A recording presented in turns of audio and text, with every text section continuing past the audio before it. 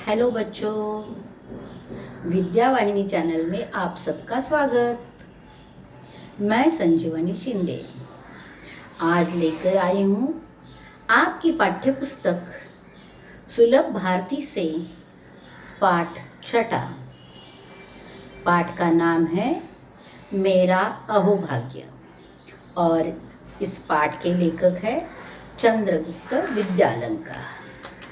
पहले इनके बारे में जानकारी देखेंगे। लेखक के बारे में जन्म 1906, रचनाएं संदेह, मेरा बचपन, न्याय की रात, मेरा मास्टर साहब, चंद्रकला, पगली, 3 दिन, भय का राज्य, देव और मानव आदि। परिचय।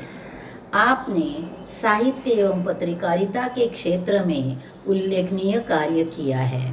प्रस्तुत पाठ में लेखक ने गुरुदेव रविंद्रनाथ टैगोर जी से हुई भेंट से संबंधित संस्मरण बताया है। अब देखेंगे हम पाठ। थोड़ा थोड़ा पाठ पढ़ते पढ़ते, पाठ समझाते मैं आगे बढ़ूंगी। फरवरी 1936 में मुझे शांति निकेतन जाना था। वहाँ एक साहित्यिक कार्यक्रम होने वाला था।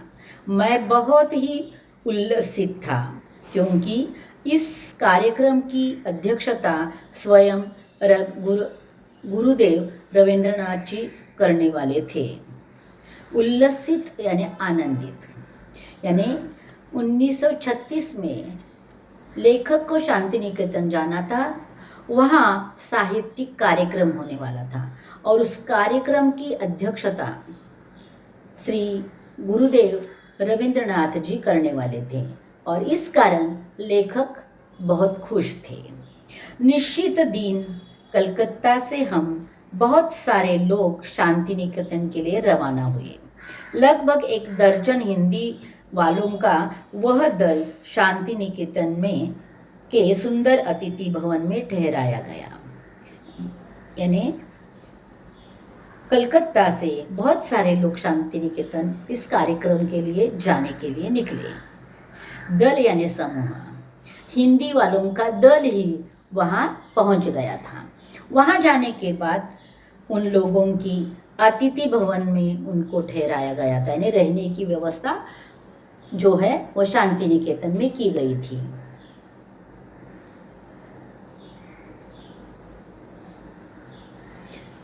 यह अतिथि भवन अशोक वृक्षों के सघन उपवन के बीचों बीच बनाया गया था।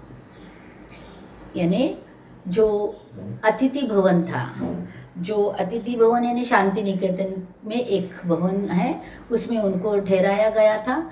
वह अशोक वृक्षों के सघन उपवन के बीचों बीच, यानी सघन यानी जो बहुत ही घना है, उपवन यानी बगीचा, यानी अशोक वन का जो बगीचा है उसके बीचों बीच यह अतिथि भवन था। बहुत ही सुंदर बड़ी और अच्छी इमारत थी वह। यानी अतिथि भवन इतना सुंदर था, लेखक कहता है, और बड़ा भी था और सुंदर भी था। जैसा सोचा था वैसा ही पाया। यानी उन्होंने देखो, हम अगर नई जगह जा रहे हैं तो कैसा होगा, इसका एक मन में हम एक चित्र बना देते हैं। वैसे ही लेखक ने भी बना दिया था। लेखक कहते हैं मैंने जैसा सोचा था वैसा ही भवन था। ऊपर की मंजिल के एक कमरे में हमें ठहराया गया। यानी उस अतिथि भवन में ऊपरी वाली मंजिल पर एक कमरे में लेखक और उनके साथ आए हुए लोगों को ठहराया गया। कमरे के बाहर एक विस्तृत बरामदा था। तो लेखक कहते हैं कि जो कमरा था उसके बाहर, अब हम बोलते हैं गैलरी, वैसे बरामदा था और विस्तृत यानी विस्तार पूर्वक, यानी फैला हुआ। बरामदे में खड़ा होकर अगर बाहर देखा जाए तो सामने ही सघन बकुल वृक्ष दिखाई देते थे, और अगर हम उस बरामदे में खड़े रहकर सामने देखेंगे तो सामने बकुल वृक्ष दिखाई देता था। बकुल वृक्ष यानी मौलश्री वृक्ष एक वृक्ष का नाम है, उसके बारे में ज़्यादा सोचो मत। वह दिखाई देता था, यानी बहुत सारे मौलश्री के वृक्ष वहाँ दिखाई देते थे। दूसरे दिन प्रातः काल ही हमें बताया गया कि गुरुदेव का स्वास्थ्य ठीक नहीं है, अतः कार्यक्रम की बैठक में वे नहीं आ पाएंगे। यानी देखो, दूसरे दिन सुबह ही लेखक और उनके जो साथी रहे थे, वहाँ मैसेज आया, संदेश आया कि गुरुदेव का स्वास्थ्य ठीक न होने के कारण वह बैठक में आने वाले नहीं हैं। यह सुनकर अर्थात लेखक निराश हो गए होंगे।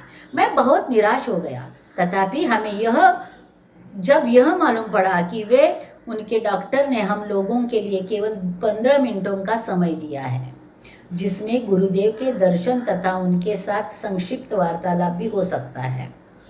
उसके बाद दूसरा संदेश आया कि डॉक्टर ने उनको मना नहीं किया है, समय दिया है बस 15 मिनट का।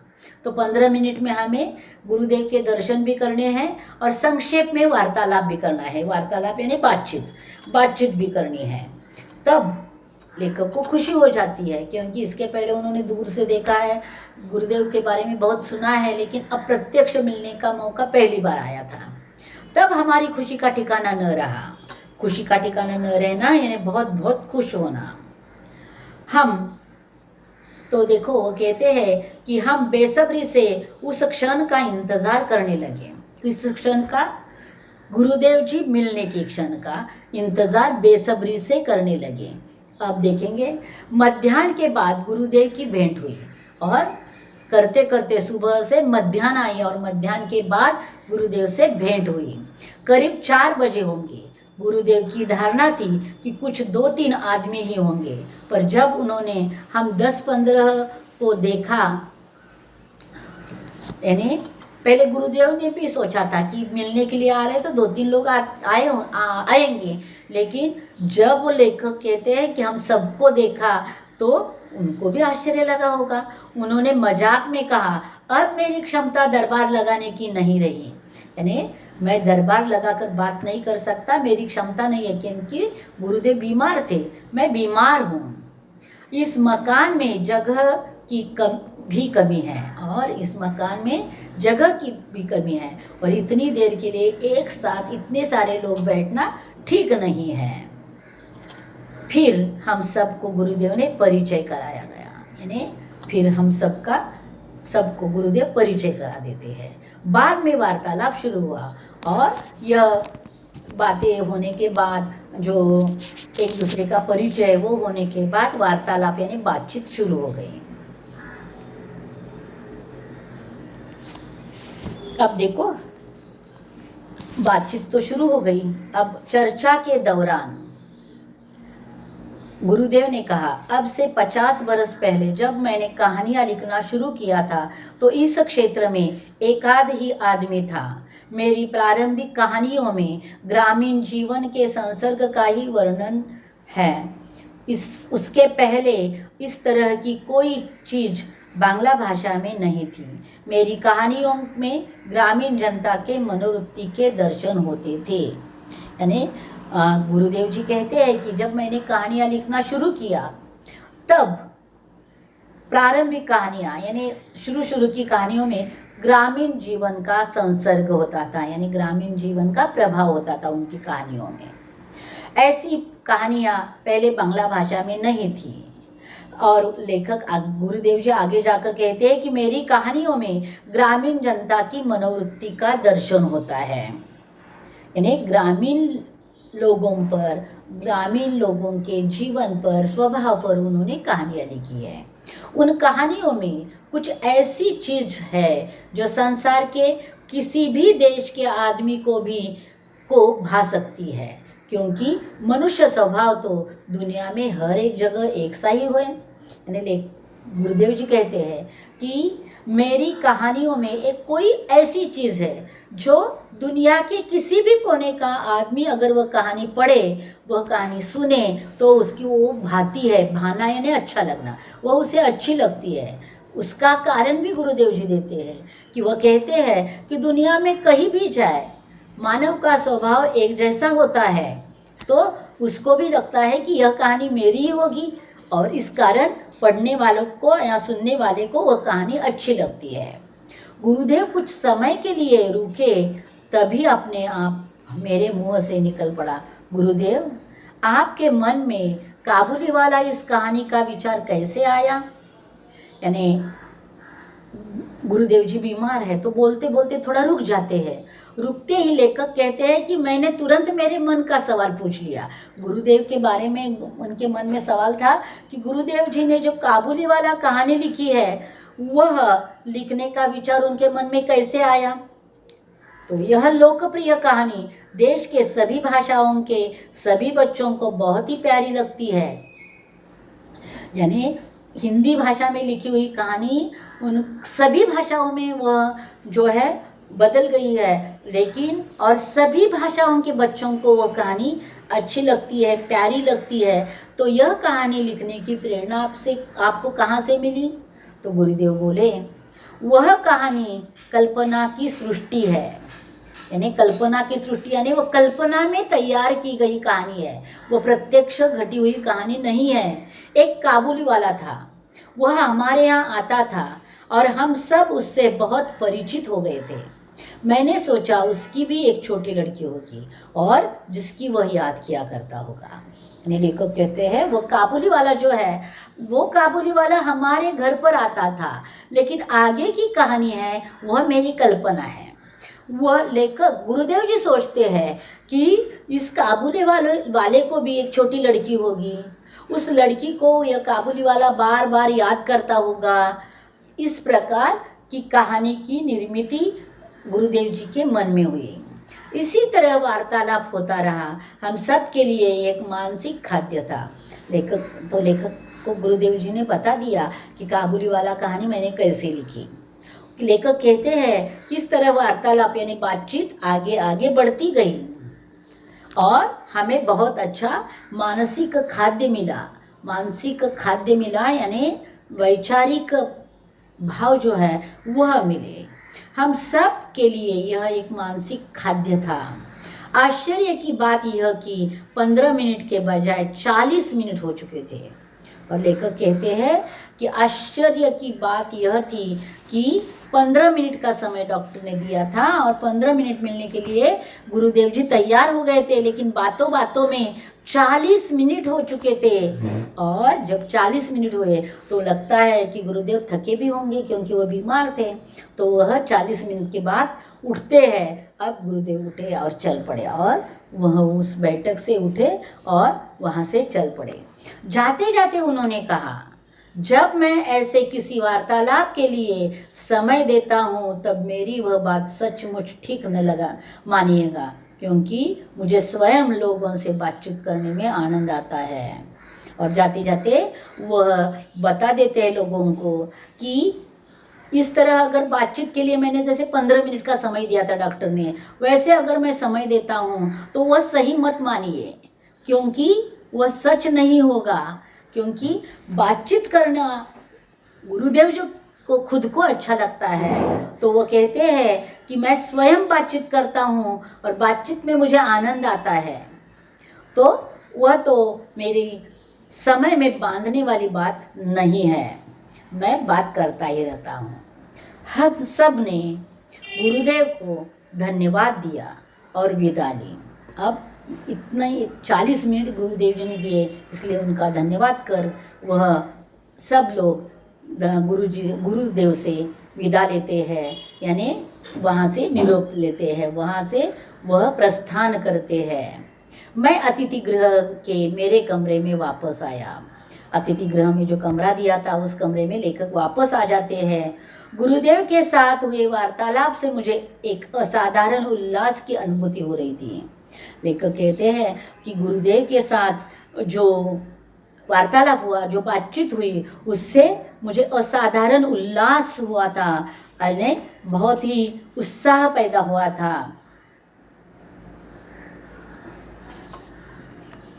अनुभूति का मतलब अनुभव। पर जब मुझे पता चला कि जिस कमरे में मुझे ठहराया गया था उसी कमरे में स्वयं गुरुदेव काफ़ी समय तक रह चुके थे, तब तो मेरी खुशियों का ठिकाना न रहा। यानी लेखक कहते हैं, लेखक को किसी ने बोला होगा कि इसी कमरे में गुरुदेव जी भी बहुत बार रहे हैं और उन्होंने अपना बहुत समय इस कमरे में बिताया है। तो जिस कमरे में गुरुदेव जी रहे उस कमरे में मुझे रहने का मौका मिला, यह सोचकर लेखक की खुशी का ठिकाना न रहा। यानी लेखक बहुत बहुत ही खुश हो गए। ओहो, मुझे तो यह भी बताया गया कि गुरुदेव ने गीतांजलि का अधिकांश भाग इसी कमरे के बरामदे में बैठकर लिखा था।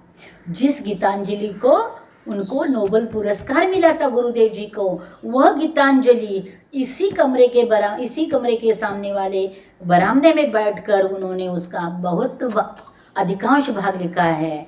यह सुनकर और लेखक को और खुशी हो जाती है, क्योंकि ऐसे जिस क्षेत्र में ऐसा साहित्य निर्माण हुआ उस क्षेत्र में रहने का मौका लेखक को मिला, इसलिए लेखक को बहुत बहुत खुशी हो जाती है।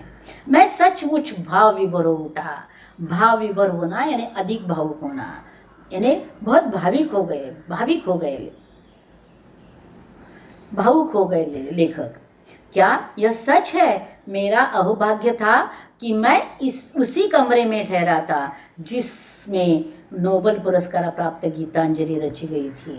लेखक कहते हैं, इसलिए मैं भावुक हो गया कि मेरा अहोभाग्य था कि जिस कमरे में नोबेल पुरस्कार प्राप्त गीतांजलि लिखी गई उस कमरे में रहने का मौका मुझे मिला, और इसलिए मैं बहुत बहुत खुश हो गया। बच्चों, यहाँ पाठ का विश्लेषण पूरा हुआ है। हम पाठ का लेखन कार्य देखेंगे। सबसे पहले यह जो शांति निकेतन का चित्र है जो आपकी पाठ्यपुस्तक में भी है, शब्द देखेंगे हम पहले शब्द वाटिका से।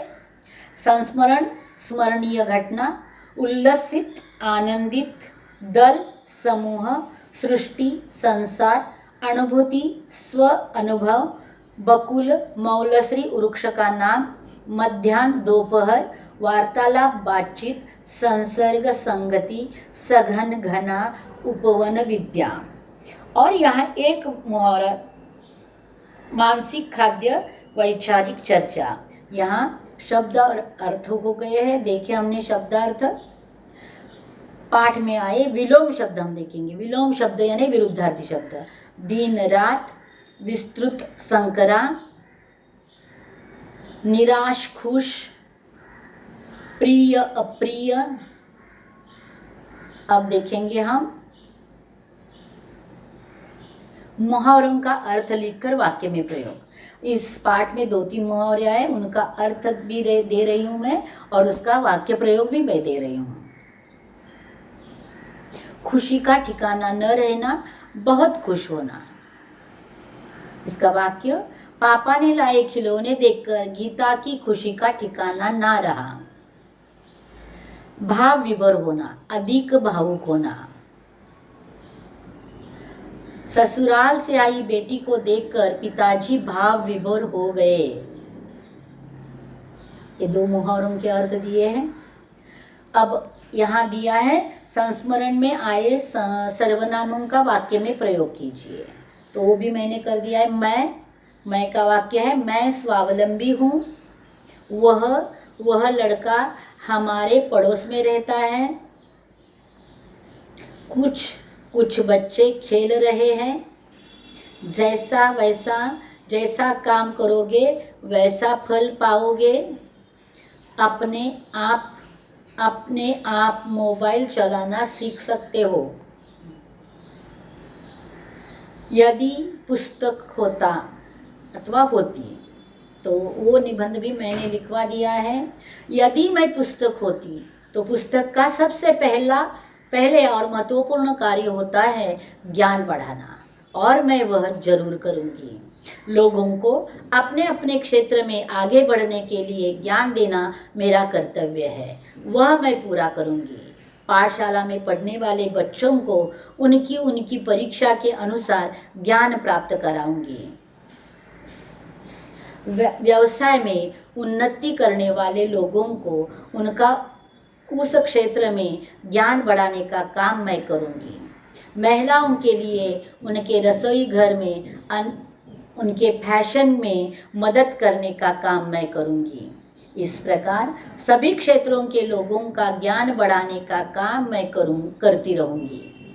ऐसे ही ग्रंथालय में पड़े पड़े रहने से मुझे हर घर घर जाकर लोगों के उपयोग में आना अच्छा लगेगा। अब देखेंगे हम यहाँ जो पाठ में शुरू में ये चित्र दिया है, और मैं, तुम, यह, इनका सबका उपयोग करने के लिए कहा है। तो पहले आएगा मैं, दूसरा आएगा तुम, यह, अपने आप, फिर वह, जैसा वैसा और क्या।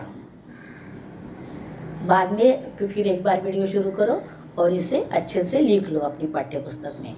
दैनिक समाचार सुनो और मुख्य समाचार को फलक पर लिखकर परिपाठ में सुनाओ।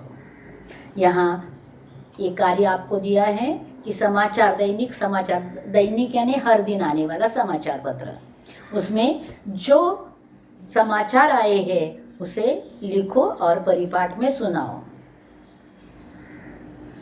अपनी मनपसंद व्यक्ति का साक्षात्कार लेने हेतु कोई 5 प्रश्न बनाकर बताइए। प्रश्न यहाँ मैंने दिए हैं। इस क्षेत्र में आप कब से काम कर रहे हो? दूसरा प्रश्न, इस काम की प्रेरणा आपको कहाँ से मिली? आपके सामने आदर्श व्यक्ति कौन है? आपको इस क्षेत्र में कहाँ तक पहुँचना है? आप लोगों को क्या संदेश देना चाहोगे? इस प्रकार 5 प्रश्न मैंने बना कर दिए हैं, वही लिख लो। वाचन जगत से संत तुकाराम के अभंग पढ़ो और गाओ। यह काम आप अपना अपना करो मेरी कलम से। अपने परिवार से संबंधित कोई संस्मरण लिखो। संस्मरण का अर्थ मैंने बता दिया था कि स्मरणीय घटना, स्मरणीय यानी अपने याद में रही हुई घटना। तो देखो बच्चों, मैंने यहाँ लिख कर रखा है, इस प्रकार की बात, इसे पढ़ो और इससे अपनी घर में घटी हुई कोई घटना याद करो और उसे लिखो।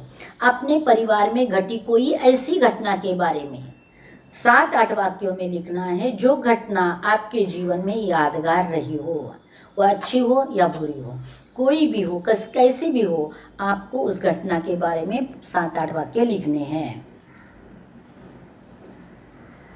एक वाक्य में उत्तर लिखो। साहित्य कार्यक्रम कहाँ होने वाला था? साहित्य कार्यक्रम शांति निकेतन में होने वाला था। तीसरा प्रश्न, संस्मरण में किस कहानी का उल्लेख किया गया है? संस्मरण में काबुली वाला कहानी का उल्लेख किया गया है। अगला प्रश्न, दूसरा, गुरुदेव की कहानियों में कौन सी मनोवृत्ति के दर्शन होते हैं? उत्तर है, गुरुदेव की कहानी में ग्रामीण जनता के मनोविज्ञान के दर्शन होते थे। चौथा है, लेखक आनंद विभोर क्यों हुए? लेखक को यह बताया गया कि गुरुदेव ने गीतांजलि का अधिकांश भाग इसी कमरे के बरामदे में बैठकर लिखा था। यह सुनकर लेखक सचमुच भाव विभोर हो उठे। चौथे प्रश्न का उत्तर है। अब स्वयं अध्ययन। महान विभूतियों की सूची बनाकर उनके कार्यों का उल्लेख करते हुए निबंध लिखो। महान विभूतियाँ यानी इसका मतलब जो भी सामाजिक कार्यकर्ता हो, राजकीय कार्यकर्ता हो, जो महान है, समाज के लिए उसने कुछ महान कार्य किया है, ऐसे लोगों के बारे में, उनके कार्यों के बारे में 4 वाक्य इकट्ठा करते हुए निबंध लिखना है आपको। उसके बाद उल्लेखनीय कार्य ही व्यक्ति को महान बनाते हैं। इसके बारे में मैंने लिखा है, लिख कर दिया है। समाज में ऐसी व्यक्ति ही समाज के लोगों को हमेशा याद रहती है। जो व्यक्ति समाज उपयोगी कार्य करे, समाज के सुख दुख को दूर करने की कोशिश करे, जो व्यक्ति बहुत पैसा कमाकर धनवान बना है, ऐसे व्यक्ति को भी समाज याद नहीं रखता। ऐसे तो हर दिन कितने लोग जन्म लेते हैं और कितने लोगों की मृत्यु होती है, लेकिन उल्लेखनीय कार्य करने वाली व्यक्ति ही महान होती है। इससे यही पता चलता है कि व्यक्ति को पैसा महान नहीं बनाता, तो उसके कार्य महान बनाते हैं।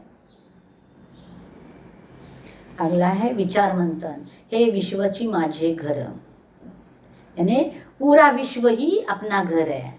देखो, हम अपने घर के बारे में व्यवहार अलग करते हैं, बाहर है तो अलग व्यवहार करते हैं। इसीलिए लेखक ने कहा है कि विश्वची माझे घर, हे विश्वची माझे घर।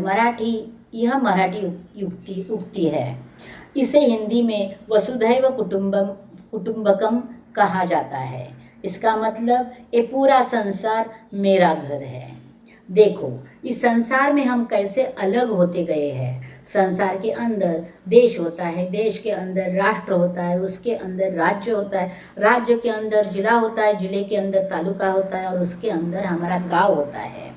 और ऐसे हम एक दूसरे से अलग होते जाते हैं।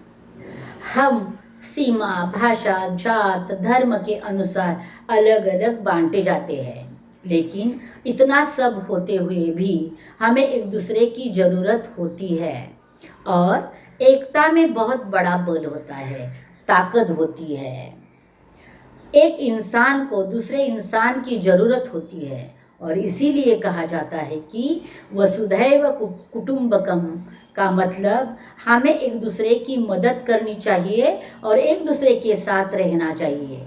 इसीलिए कहा जाता है, हे विश्वची माझे घर।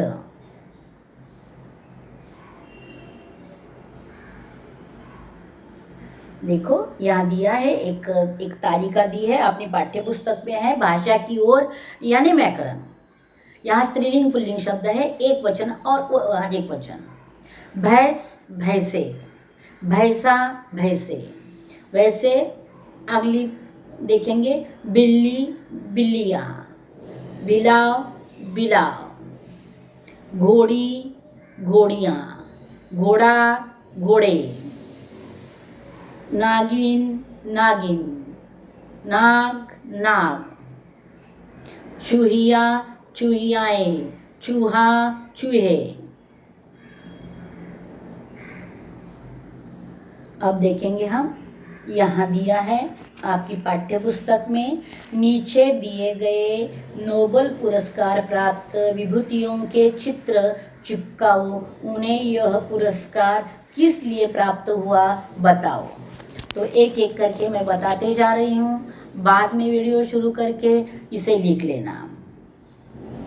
यह रविंद्रनाथ टैगोर जी है, गीतांजलि को नोबेल पुरस्कार प्राप्त हुआ है उनको।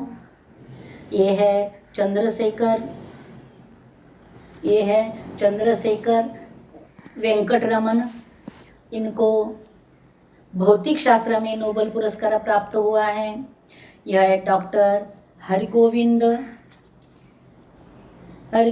खुराना, इनको वैद्यक शास्त्र में नोबेल पुरस्कार प्राप्त हुआ है।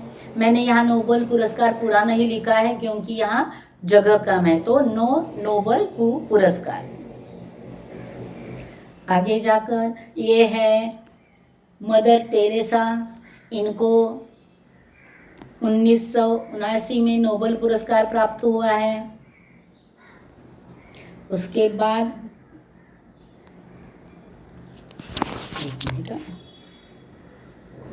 इसके बाद आएंगे सुब्रमण्यम चंद्रशेखर, उनको भौतिक शास्त्र में नोबेल पुरस्कार प्राप्त हुआ है। उसके बाद आएंगे अमर्त्य कुमार सेन, इनको अर्थशास्त्र में नोबेल पुरस्कार प्राप्त हुआ है 1998 में। अब आएंगे वेंकटरमन रामकृष्णन, इनको नोबेल पुरस्कार प्राप्त हुआ है रसायन शास्त्र में। इसके बाद लास्ट में आएंगे कैलाश सत्यार्थी, इनको नोबेल पुरस्कार प्राप्त हुआ है 2014 में शांति पुरस्कार। अब ये सब हो गए हैं, अब आया है मैंने समझा। बच्चों, अब तक आपको पता चला होगा, हर पाठ का मैंने समझा मैं देती नहीं हूँ। मैं उम्मीद करती हूँ कि मैंने अच्छे से पाठ समझा दिया है। तो इस पाठ से आपको आपके जीवन के लिए क्या सीख मिली, वह 2-3 वाक्यों में आपको लिखनी है। तो अगर ना समझा हो पहली बार तो दोबारा इस वीडियो को सुनो और अच्छे से ध्यान से सुनो, और उसके बाद इस पाठ से मैंने क्या समझा वह 2-3 वाक्यों में आप लिखो, तो मैंने समझा पूरा हो जाएगा। बच्चों, यहाँ ये पाठ समाप्त होता है। मैंने अच्छी तरह से पूरे लेखन कार्य सहित यह पाठ समझा दिया है। अब मैं आपसे विदा लेती हूँ। अगला पाठ नदी कंधे पर लेकर मैं जल्द ही वापस आऊँगी। तब तक इंतज़ार करना। धन्यवाद बच्चों।